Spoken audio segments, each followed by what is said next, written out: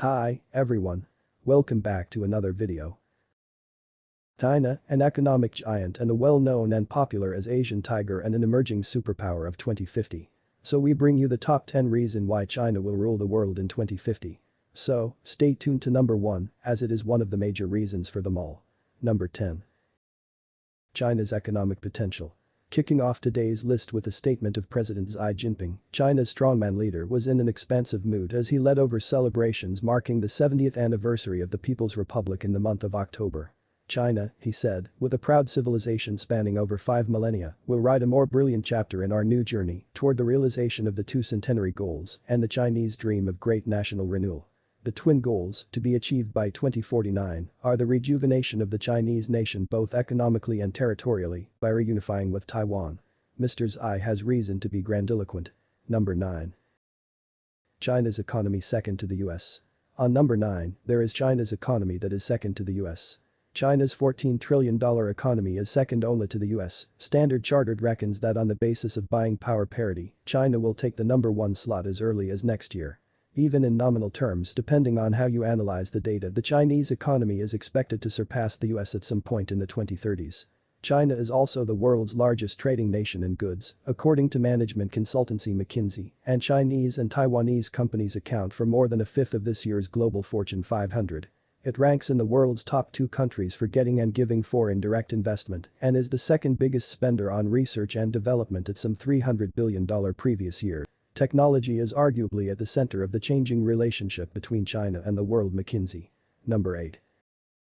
China's representation in international institutions. China is also characterized by global institutions.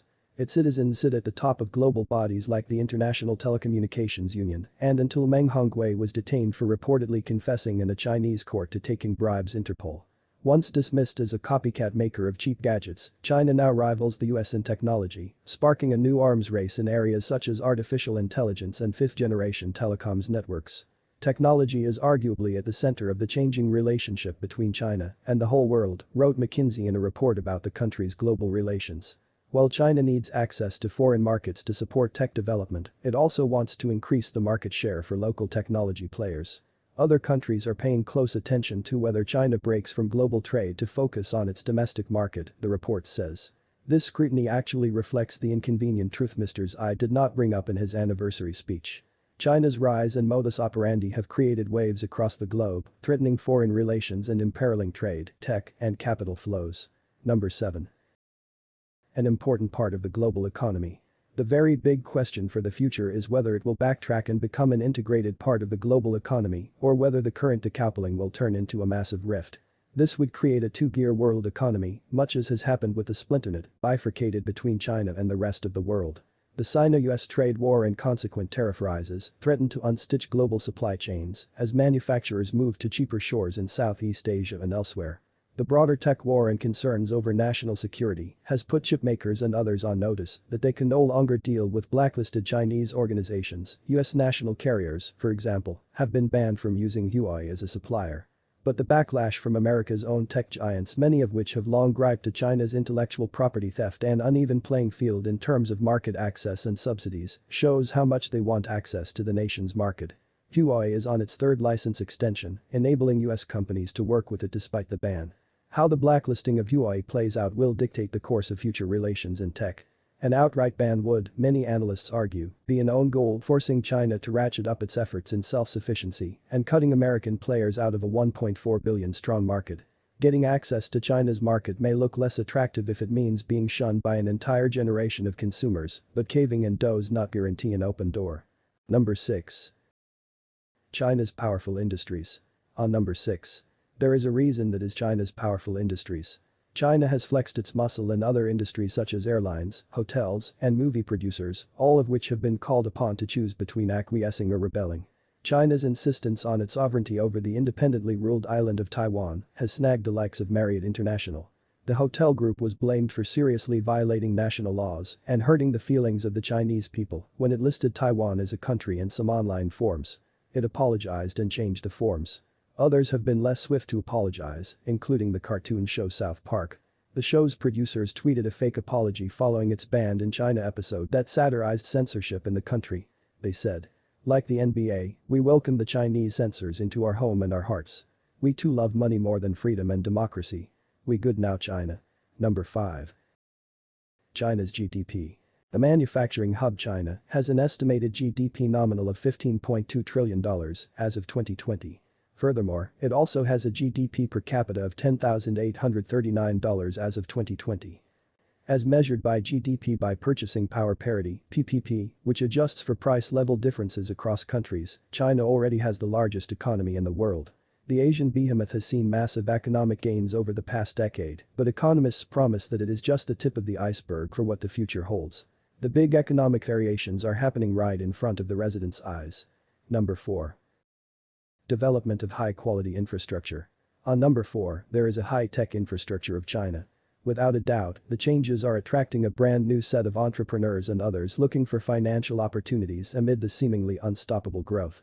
China's largest city, Shanghai, is where many newcomers make their start. Shanghai is an entrepreneurial and very commercially minded city, said American John Pabin, founder of Shanghai-based Fulcrum Strategic Advisors. From the early morning traders at the wet markets to honking motorbikes at traffic lights to late nights in the office, everyone is here to get ahead. But unlike New York City, where Pabin lived previously and found people usually held their cards near to their chest, residents here are always willing to listen and provide sound advice. Number 3. Development of roads and railway networks. The China-Pakistan Economic Corridor (CPEC), consisting of road, rail, and shipping networks that provide a route from China to the Gwadar port, has been strongly criticized by the US. Alice Wells, President Trump's aide on South Asia, has said that the corridor will inflict long-term economic harm on Pakistan, especially when the time comes to pay back loans. The corridor is seen in Pakistan as central to its hopes of economic growth and betterment in the life of people. There is clearly a bitter tussle and rift between China and the US for influence and power in Pakistan, with Wells also saying the US companies including Uber, Coca-Cola and others were ready to expand investment in Pakistan. Number 2. China's hardworking employees. One of the most important reasons for China's power is its trustful and hardworking employees, which are truthful to their government. China is known as a country having almost no corruption, which makes the country's economy flourish. The ban on corruption in China led the government to use that funds for the country's development. Not only the residents of China, but also the government is truthful to its country and work hard for the development of the country. The Chinese government also takes several steps for the comfort of its residents. Although there are some corrupted people in China, the government takes steps which results in less corruption, or you can say almost none corruption. The Chinese culture's work ethic is based on a Confucian principle, which demands respect for the elderly, and perfection in work is a good reason for its good economy. You must be assuming what I mean by the Confucian principle. Confucian principle are those principles which have a belief that human beings are fundamentally good, teachable, and improvable. According to a 2016 report, employees in China worked an average of 46 hours per week. It's a good average for a country. The Chinese have had a tough history in China, with wars and famine and everything. Many believe that this has built the Chinese people in a natural competitive streak to succeed in life. Whenever the Chinese move to a new land, they generally try to create value and make life more pleasant for whoever is staying there, including themselves, said by a native Chinese. Number 1. CPEC. On top of our today's list, we have CPEC. The abbreviation is the China-Pakistan Economic Corridor. CPEC is by far one of the most ambitious and expensive components of China's Belt and Road Initiative, BRI.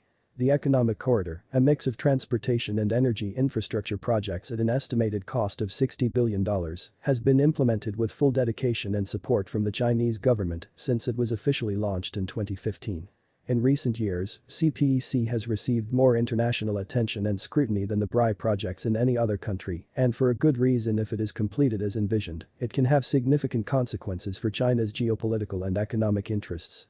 Aside from its transformative impact on Pakistan, which has received extensive media coverage already, the global significance of CPEC is rooted in the construction of highways, railroads, and pipelines that will connect Pakistan's Gwadar port on the Arabian Sea with the city of Kashgar in western China. China is already the largest trade partner and a major buyer of oil and natural gas for most of these countries, which are also important investment partners for China because of their sizable oil revenues and financial capital. So, this was all about China and the reasons that make it rule the world in the year 2050. If you want to know more, then subscribe to our channel and click the bell icon so you never miss an update.